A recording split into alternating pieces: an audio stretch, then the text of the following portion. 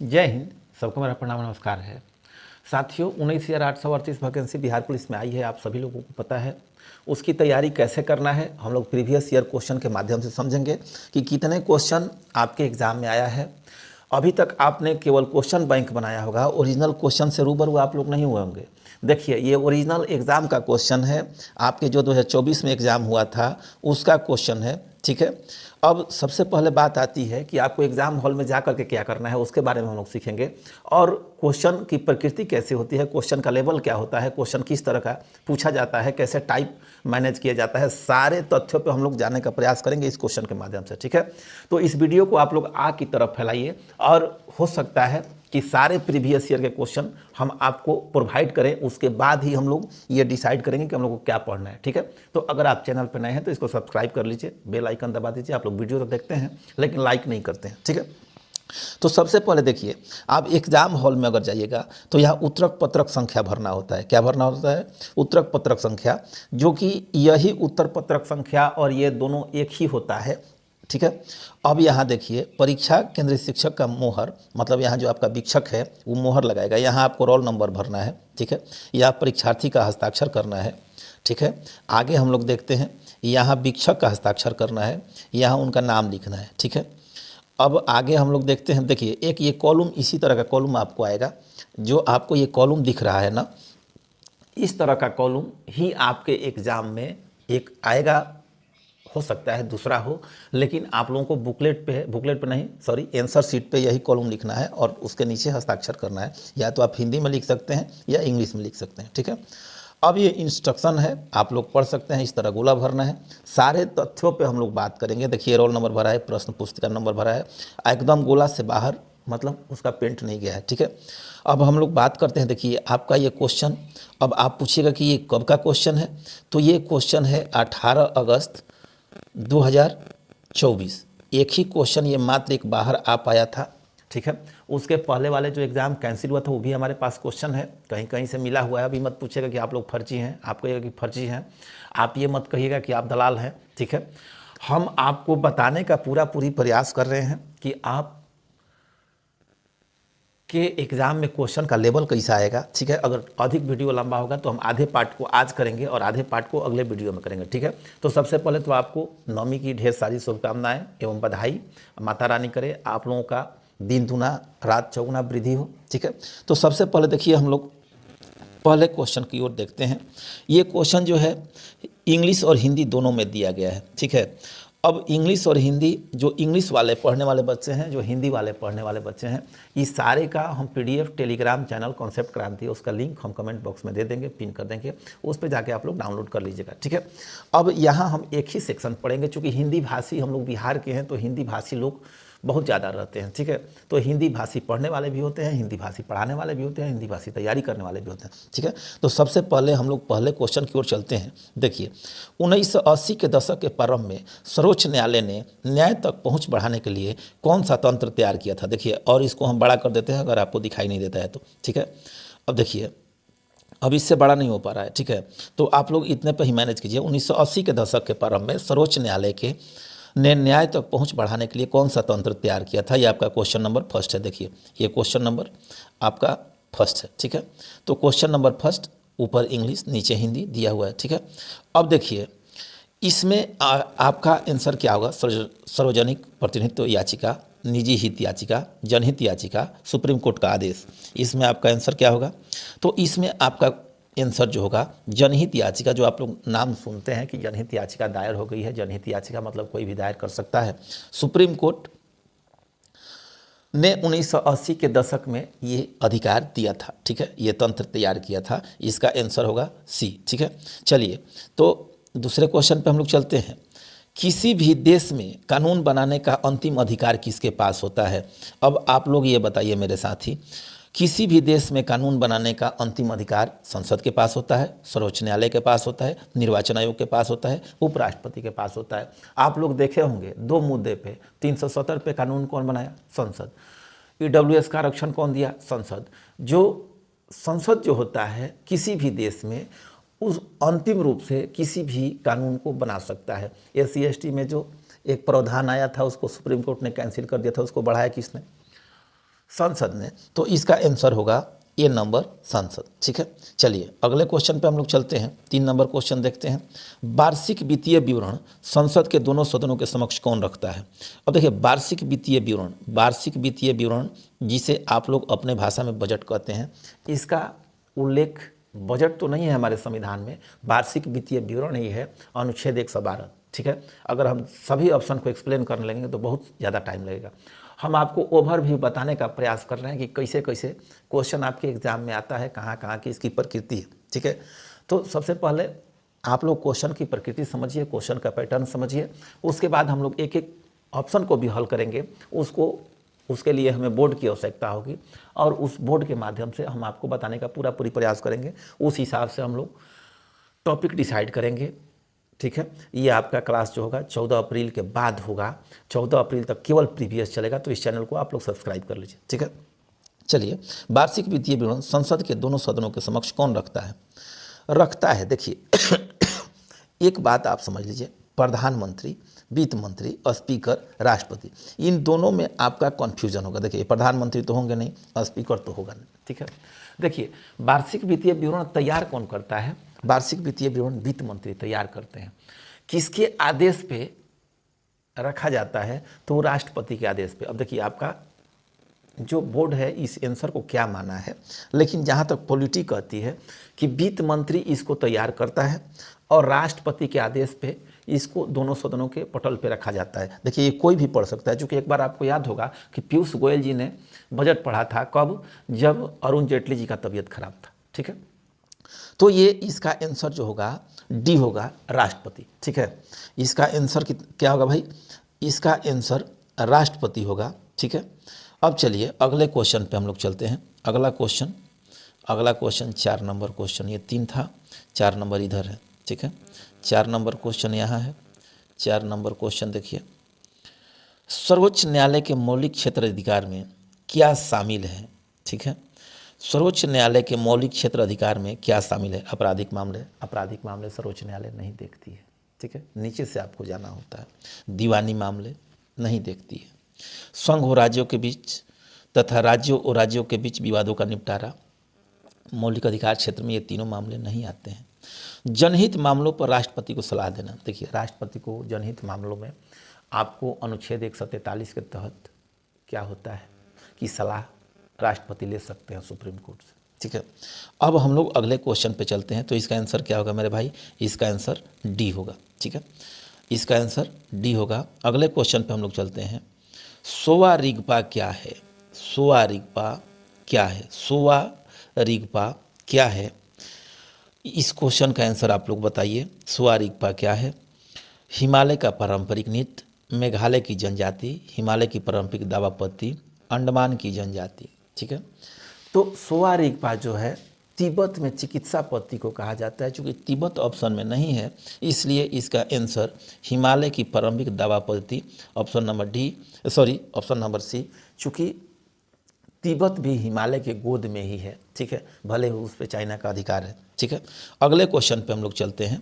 6 number question है। देखिए अब ये आपका करेंट से क्वेश्चन है। प्रधानमंत्री नरेंद्र मोदी ने मार्च 2024 में देश की पहली अंडर वाटर मेट्रो का उद्घाटन हुगली नदी में किया है, कोलकाता। ये इसका आंसर करेक्ट है। ठीक है, अब अंडर वाटर मेट्रो का उद्घाटन कोलकाता में हुआ था 2024 में। अगले क्वेश्चन 7 नंबर पे हम लोग चलते हैं। गोलकीपर के रूप में प्रदर्शन के लिए निम्नलिखित में से कौन सा पुरस्कार दिया जाता है? गोलकीपर के रूप में प्रदर्शन के लिए निम्नलिखित में से कौन सा पुरस्कार दिया जाता है? इस पुरस्कार का नाम क्या है? आप लोग बताइए। हॉकी इंडिया बलजीत सिंह पुरस्कार, हॉकी इंडिया ध्यानचंद पुरस्कार, हॉकी इंडिया प्रगट सिंह पुरस्कार, हॉकी इंडिया परफॉर्मर्स अवार्ड।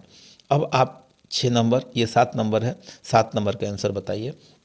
तो 7 नंबर का आंसर होगा हॉकी इंडिया बलजीत सिंह पुरस्कार, 7 का ऑप्शन नंबर ए। देखिए यहाँ भी लिख देते हैं और इसको हम घेर भी देते हैं। ठीक है, अगले क्वेश्चन 8 नंबर पे चलते हैं। निम्नलिखित में से कौन सा भूअस्थायी उपग्रह नहीं है? निम्नलिखित में से कौन सा भूअस्थायी उपग्रह नहीं है? जीसेट, एडसेट, ये क्या है? हेमसेट, जुगनू। देखिए ये जो तीनों हैं ये भू अस्थायी उपग्रह है और जुगनू जो है भू अस्थायी उपग्रह नहीं है। इसका आंसर नंबर डी हो जाएगा। ठीक है, इसका आंसर नंबर क्या होगा मेरे भाई? डी होगा। चलिए अब लोग हम 9 नंबर क्वेश्चन पे चलते हैं। सामा चकेवा बिहार का एक त्यौहार है। यह त्यौहार इस रिश्ते को समर्पित है। किस रिश्ते को भाई? माँ और बेटी को, माँ और बेटा को, भाई और बहन को, पति और पत्नी को। फिर से एक बार देखिए, सामा चकेवा बिहार का एक त्यौहार है। यह त्यौहार रिश्ते को समर्पित है। किस रिश्ते को समर्पित है भाई? माँ और बेटी को, माँ और बेटा को, भाई और बहन को, पति और पत्नी को। ठीक है, तो ये जो त्यौहार है समर्पित है भाई और बहन को। ठीक है, 10 नंबर क्वेश्चन पे हम लोग चलते हैं। ताजमहल का वास्तुकार कौन था? ये सब लोग जानते हैं। 10 का क्वेश्चन नंबर ए, उस्ताद अहमद लाहौरी। ठीक है, अगले क्वेश्चन पे हम लोग चलते हैं। बिंबिसार का प्रसिद्ध राजवैद्य जीवक का निवासी था। कहाँ का निवासी था भाई? ये निवासी था डी नंबर, राजगिरी वैशाली का। ठीक है, डी नंबर। ठीक है, अगले क्वेश्चन पे हम लोग चलते हैं। 11 के बाद 12 नंबर क्वेश्चन देखिए, ये गद्यांश है, इसको आप लोग पढ़ लीजिएगा। हम केवल जीके की बात कर रहे हैं। ठीक है, अब हिंदी भी हम लोग देखेंगे लेकिन अभी नहीं। ये 12 से लेके 14 तक हिंदी दिया हुआ है। चलिए 15 नंबर क्वेश्चन हम लोग देखते हैं। राज्य विधान परिषद की सदस्य संख्या के विषय में संवैधानिक प्रावधान क्या है? ठीक है, राज्य की विधानसभा की सदस्य की संख्या 3/4 से अधिक नहीं होगी। ठीक है, राज्य की विधानसभा की सदस्य संख्या 1/2 से अधिक नहीं होगी। राज्य में की विधानसभा की सदस्य की संख्या 1/3 से अधिक नहीं होगी। प्रत्येक प्रांत की विधान परिषद की सदस्य संख्या संविधान द्वारा निश्चित की गई है। अब इसका आंसर आप लोग बताइए। देखिए 1/3 से अधिक नहीं होता है। ठीक है, और कम से कम 40 होता है विधान परिषद के सदस्यों की संख्या, और विधानसभा के सदस्यों की संख्या कम से कम 60 होती है। लेकिन कुछ अपवाद हैं। विधान परिषद तो केवल 6 राज्य में है। अब यहाँ से देखिए, बिहार, यूपी, तेलंगाना, आंध्र प्रदेश और एक महाराष्ट्र और कर्नाटक। ठीक है, 2 उधर, 2 साउथ में, 3 साउथ में। ठीक है, एक महाराष्ट्र और एक बिहार, यूपी अपना पड़ोसी। ठीक है, अगले क्वेश्चन 16 नंबर पे हम लोग चलते हैं। संविधान सभा के चुनाव कब हुए थे? तो संविधान सभा का चुनाव मेरे भाई जुलाई 1946 में हुआ था। ऑप्शन नंबर ए। ठीक है, अगले क्वेश्चन पे हम लोग चलते हैं। अगला क्वेश्चन 16 नंबर के बाद 17 नंबर पे आते हैं। 17 नंबर, सर्वोच्च न्यायालय व उच्च न्यायालयों के पद से कौन हटा सकता है? अब देखिए, सर्वोच्च न्यायालय एवं उच्च न्यायालय के पदों से कौन हटा सकता है? अब बताइए। देखिए, संसद को हटाने के लिए महाभियोग का प्रस्ताव लाया जाता है और उसे नियुक्त भी राष्ट्रपति करता है और हटाता भी राष्ट्रपति है। तो इसका ऑप्शन नंबर बी हो जाएगा। ठीक है, हम लोग डिटेल में भी इसको पढ़ेंगे। केवल अभी आप इस क्वेश्चन को देखिए और इसके अनुसार आप लोग अपने तैयारी को धार दीजिए। ठीक है, और चैनल पे अगर आप लोग आ गए हैं तो इसको सब्सक्राइब भी कर लीजिए और दोस्तों तक आग की तरफ फैलाइए।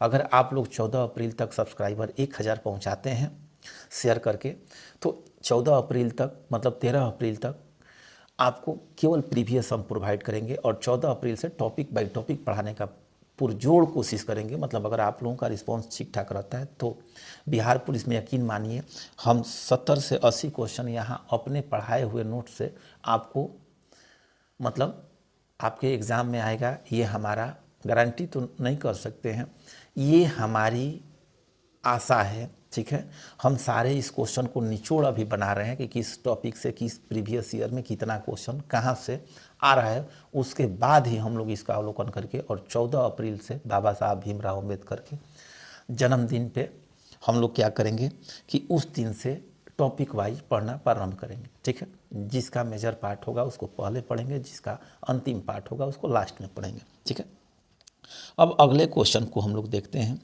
निम्नलिखित में से कौन सी गैस पोप की आवाज़ करते हुए जलती है? तो इसका आंसर होगा हाइड्रोजन गैस, ऑप्शन नंबर ए। ठीक है, अगला क्वेश्चन हम लोग चलते हैं। अंडे की जर्दी और कोलाइड में कौन सा प्रकार है? देखिए बहुत बढ़िया क्वेश्चन है। अब बताइए, जेल, फोम, सोल, इमल्सन, आप लोग बताइए। ठीक है, देखिए जो जर्दी होता है, जर्दी कहा जाता है अंडे को पीले वाले भाग और जो तरल पदार्थ होता है, तो उसको अगर आप खोल के देखिएगा, मतलब अंडा उबाल के नहीं, अगर ऐसे फोड़िएगा तो लगता है कि पानी पे तेल का छिड़काव किया गया है। उस हिसाब से हम लोग उसे इमल्सन कहते हैं। इसका ऑप्शन नंबर 19 का सी, ठीक है। आयरन का परमाणु प्रतीक क्या है? अब आयरन का परमाणु प्रतीक तो आपको पता है कि Fe होता है, ठीक है। अब आप लोग परमाणु प्रतीक कम से कम पीरियोडिक टेबल 1 से 20 तक देख लीजिएगा, ठीक है। चलिए अगले क्वेश्चन पे हम लोग चलते हैं। जल में ऑक्सीजन परमाणु की संकरण अवस्था क्या है? जल में ऑक्सीजन परमाणु की संकरण अवस्था क्या है? देखिए बहुत टॉप क्लास का क्वेश्चन है, ठीक है। इसको पढ़ाने में बहुत टाइम इसमें लग जाएगा, इसलिए अभी इसका केवल आंसर जानिए। इस तरह के केमिस्ट्री के कुछ कॉन्सेप्ट आपको हम देने का प्रयास करेंगे, ठीक है।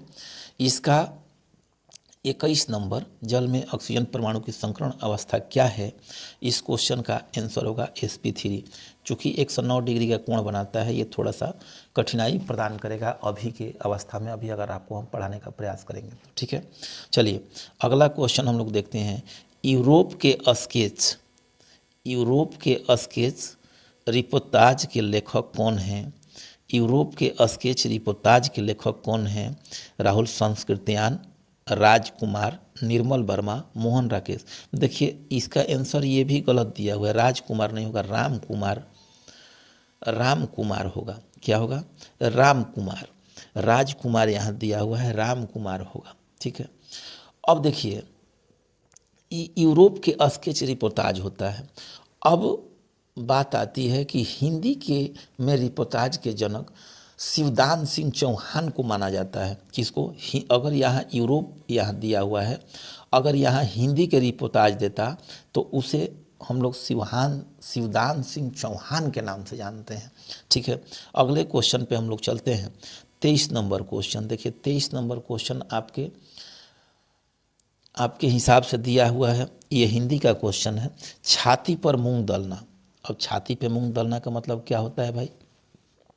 छाती पे मूंग दलना का मतलब होता है साथ में रहकर परेशान करना, यही ना होता है जी। आप साथ में हैं भी और कठिनाई में भी डाल रहे हैं, ठीक है। छाती पर पत्थर रखना, इसका मतलब क्या होगा? कठिन कार्य हेतु प्रतीक्षा करना, ठीक है। इसका आंसर क्या होगा? इसका छाती पर पत्थर रखना, छाती पर पत्थर रखना का मतलब, छाती पर पत्थर रखना, छाती ठोकना, कठिन कार्य हेतु प्रतीक्षा करना, छाती पर पत्थर रखना, इसका आंसर हो जाएगा धैर्यपूर्वक कष्ट सहना, ठीक है। छाती पर सांप लौटना का मतलब होगा ईर्ष्या करना। छाती ठोकना मतलब कठिन कार्य हेतु प्रतीक्षा करना। तो इसका A का 4, B का 1, 3 का 3, मतलब इसका आंसर नंबर सी हो जाएगा। सॉरी, इसका आंसर नंबर कितना होगा मेरे भाई? सी होगा। चलिए अगले क्वेश्चन हम लोग देखते हैं। निम्नलिखित में से कौन सा समास विग्रह नहीं है? राज्यसभा, राजा के लिए सभा, गुरु दक्षिणा, गुरु के लिए दक्षिणा, ऋण मुक्त, ऋण से मुक्त, सेना नायक, सेना का नायक। देखिए राज्यसभा का मतलब होता है राज्य के लिए सभा, न कि राजा के लिए सभा। तो इसका ऑप्शन नंबर ए हो जाएगा। इसका ऑप्शन नंबर क्या होगा? ए होगा। यही आपका करेक्ट आंसर है। चलिए 25 नंबर क्वेश्चन देखिए, तो सबको पता है।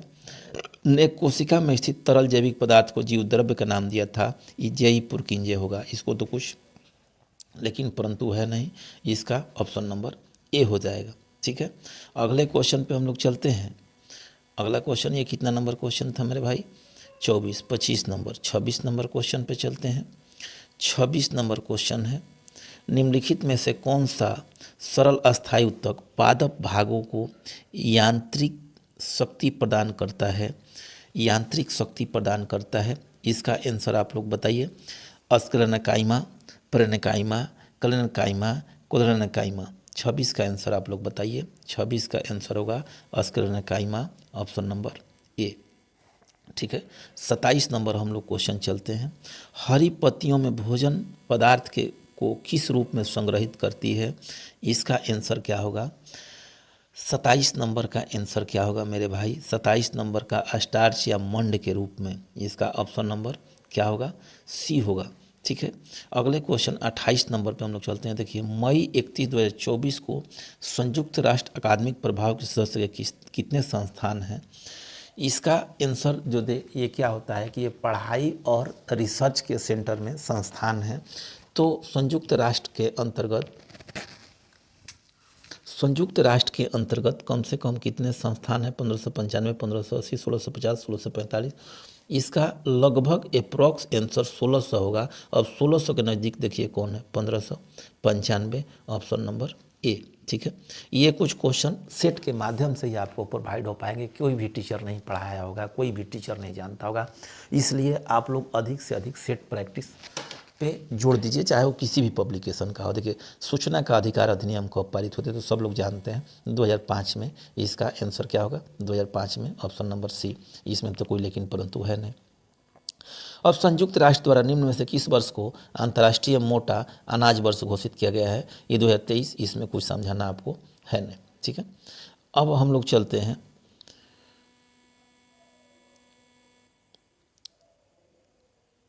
31 नंबर क्वेश्चन। लगभग सभी पादप कोशिकाओं में कौन सा अनुपस्थित होता है?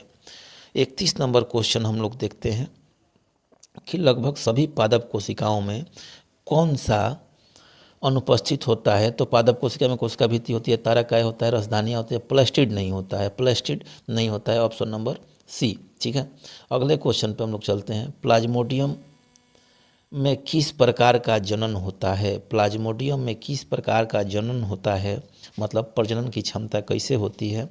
32 नंबर क्वेश्चन का आप लोग आंसर दीजिए। इसमें बहु विभाजन होता है। क्या होता है? बहु विभाजन। अगले क्वेश्चन पे हम लोग चलते हैं 33 नंबर। हाइड्रा में मुकुलन की प्रक्रिया संतानों में अनुवांशिक स्थिरता कैसे सुनिश्चित करती है? ठीक है, हाइड्रा में मुकुलों के उद्भव अर्धसूत्री विभाजन से होता है, ऑप्शन नंबर ए।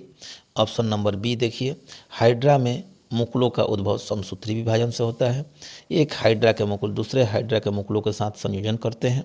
हाइड्रा में मुकुल में पर्यावरणीय कारकों के कारण अनुवांशिक उत्परिवर्तन होता है। चलिए, इसका आंसर आप लोग बताइए फटाफट। इसका आंसर आप लोग फटाफट बताने का प्रयास कीजिए। ठीक है, हाइड्रा में मुकुलों का उद्भव अर्धसूत्री नहीं होता है। हाइड्रा में मुकुलों का उद्भव समसूत्री विभाजन से होता है। ठीक है, समसूत्री विभाजन से होता है। कोशिका में अर्धसूत्री विभाजन होता है। ठीक है, अब ये कितना नंबर क्वेश्चन था मेरे भाई? 33। 33 के बाद हम लोग 34 पे चलते हैं।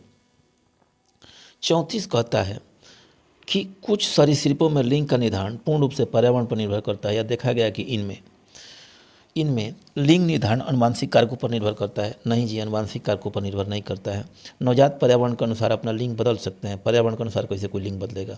लिंग निर्धारण निश्चित अंडे के उष्मायान ताप पर निर्भर करता है। बिल्कुल सही आंसर है। ठीक है, जितना उसका टेम्परेचर बढ़ता है खास करके कछुओं में, तो उन लोगों का लिंग निर्धारण हो जाता है। ठीक है, ये अंडे जब निषेचित होते हैं तो उसमें जो ऊष्मा होता है, जो ताप होता है, उस कारण उसका लिंग निर्धारण होता है। ठीक है, अब अगला, बच्चा खेल रहा है, इस वाक्य में कौन सा काल है? ये हिंदी का क्वेश्चन है।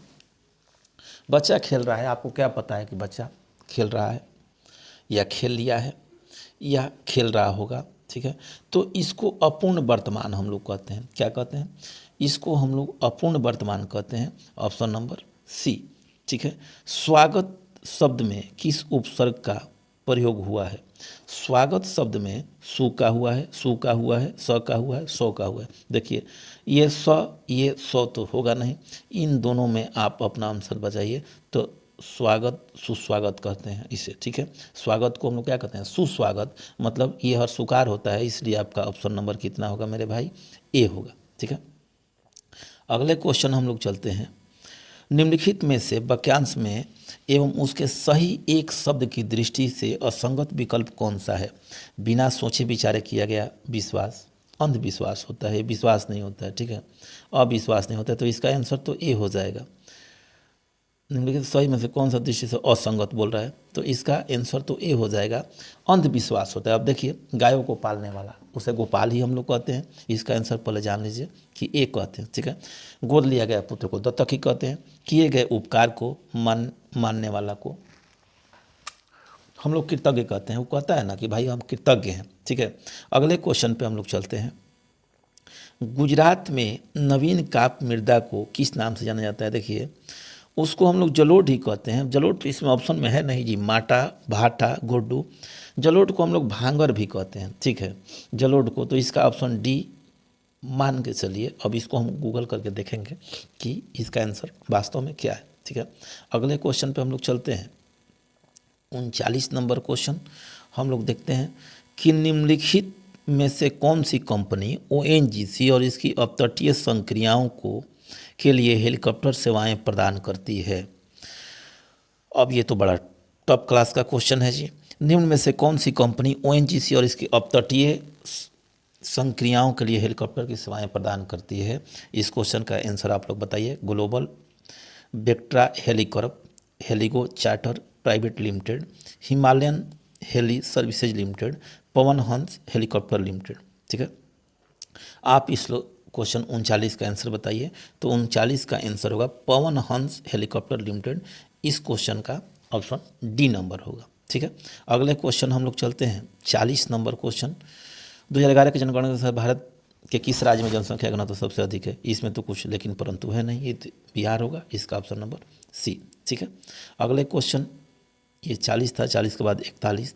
भारतीय वायुसेना के अभ्यास गगन शक्ति। अब देखिए, किसी भी तरह का अभ्यास अगर वायुसेना से रिलेटेड होगा तो राजस्थान में जैसलमेर में पोखरण वहीं होता है, ठीक है। तो इस टाइप का क्वेश्चन आप लोग जितने भी परीक्षण वाले कार्य होंगे, जितने सेटेलाइट होंगे, आप मार दीजिएगा तमिलनाडु, ठीक है, श्रीहरिकोटा आंध्र प्रदेश, ठीक है, अगर ऑप्शन में है तो, ठीक है। 42 नंबर हम लोग क्वेश्चन देखते हैं। Bihar state power transmission company limited ने तीसरे एलडीसी उत्कृष्टता पुरस्कार 2023 में किस श्रेणी में जीत हासिल की? अब देखिए, ये बिहार से भी क्वेश्चन आपको पूछ रहा है, तो बिहार भी पढ़ना अति आवश्यक है, ठीक है। अब इस क्वेश्चन का आंसर क्या होगा मेरे भाई? आप लोग फटाफट कमेंट करके बताइए। इस क्वेश्चन का आंसर क्या होगा? Bihar state power limited. अब देखिए, ये क्या होगा? बिहार स्टेट पावर लिमिटेड,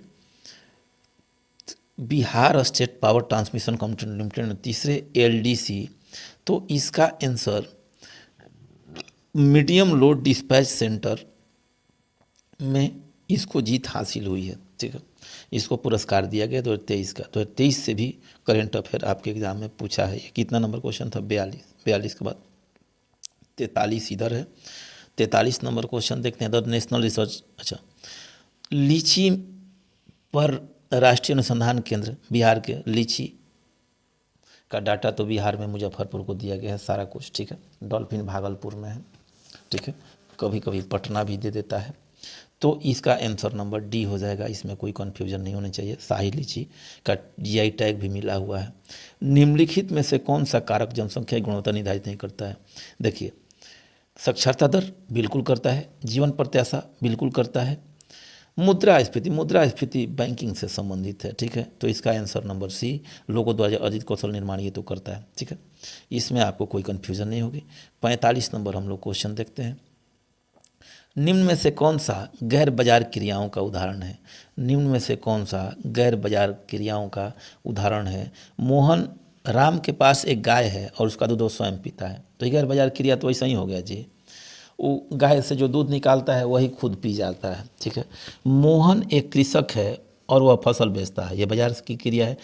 काजू एक दुकानदार है और वह किराने का सामान बेचता है, ये भी बाजार से संबंधित है। नेहा एक बुटीक चलाती है और ऑर्डर पर कपड़े सिलती है, ये भी बाजार से संबंधित है, ठीक है। 45 नंबर ये क्वेश्चन था। 45 के बाद हम लोग 46 पे चलते हैं। 46 पे क्वेश्चन, बहुराष्ट्रीय निगमों की स्थिति में कौन सा सही नहीं है? बहुराष्ट्रीय मतलब एक कंपनी जो बहुत सारे देशों में हो, एक कंपनी जो बहुत सारे देशों में हो, ठीक है। 45 के बाद हम लोग 46 पे चलते हैं।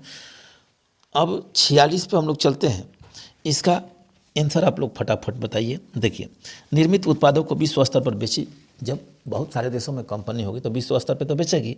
वस्तुओं और सेवाओं का विश्व स्तर पर उत्पादन नहीं किया जाता है। वस्तुओं और सेवाओं का विश्व स्तर पर उत्पादन नहीं किया जाता है। वस्तुओं और सेवाओं का विश्व स्तर पर उत्पादन नहीं किया जाता है।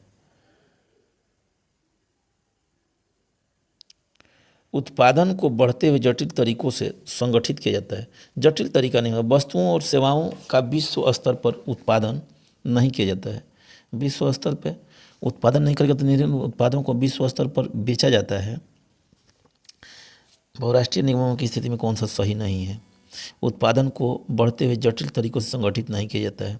देखिए, इसका आंसर अभी हमको नहीं पता है, लेकिन मेरे हिसाब से इसका आंसर क्या होगा? सी नंबर होगा। उत्पादन की बढ़ते हुए जटिल तरीकों से संगठित किया जाता है। जटिल तरीका से संगठित कैसे करिएगा जी? ठीक है। वस्तुओं और सेवाओं का विश्व स्तर पर उत्पादन नहीं किया जाता है।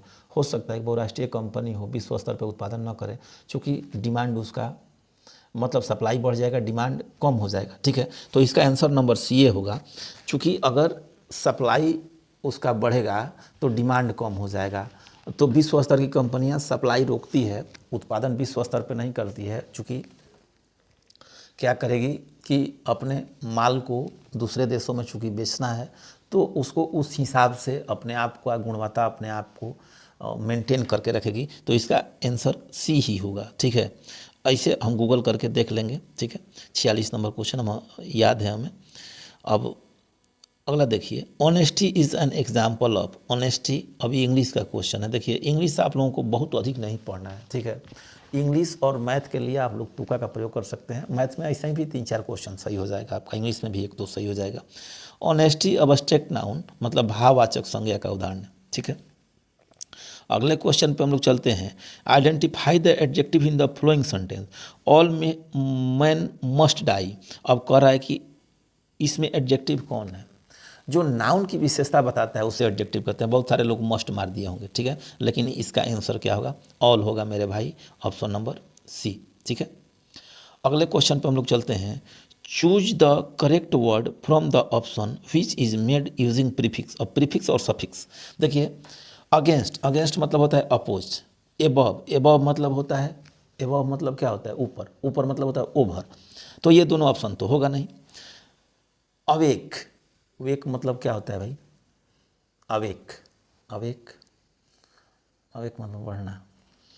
आर, आर तो ये क्या कहते हैं, इसे एक्जुलरी वर्ब है। इसका आंसर नंबर सी ही होगा, ऑप्शन नंबर सी। ठीक है, इंग्लिश आप ही के लोग के जैसा मेरा भी है। ठीक है, अब अगले क्वेश्चन हम लोग चलते हैं, 50 नंबर क्वेश्चन। वह स्थान जहाँ शुक्राणु और अंड का सामना होता है, अंड और शुक्राणु का सामना होता है फैलोपियन ट्यूब के माध्यम से। फैलोपियन ट्यूब के माध्यम से होता है मेरे भाई। कहाँ होता है? फैलोपियन ट्यूब के माध्यम से डिंबवाहिनी में, गर्भाशय ग्रीवा में, गर्भाशय में, योनि में। तो इसका आंसर हो जाएगा ऑप्शन नंबर सी। ठीक है, ऑप्शन नंबर सी इसका करेक्ट आंसर है। चूँकि फैलोपियन ट्यूब के माध्यम से गर्भाशय में जाता है। गर्भाशय में फैलोपियन ट्यूब में अगर उन लोगों का भेंट हो गया तो हो गया, नहीं तो गर्भाशय में जाएगा। ठीक है, 50 के बाद हम लोग 51 नंबर क्वेश्चन देखते हैं।